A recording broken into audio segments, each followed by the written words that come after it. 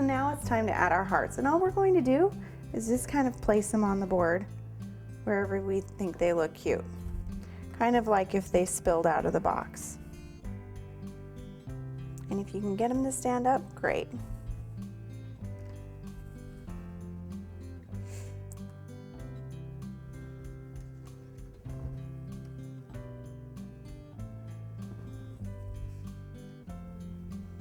And if you want to put a couple on top, you absolutely can.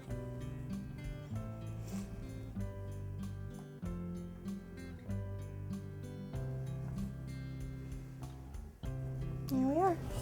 And there we have our finished Yummy Hearts cake with Conversation Hearts cookies. I hope you enjoyed watching as much as I enjoyed showing it to you, and have a happy Valentine's Day.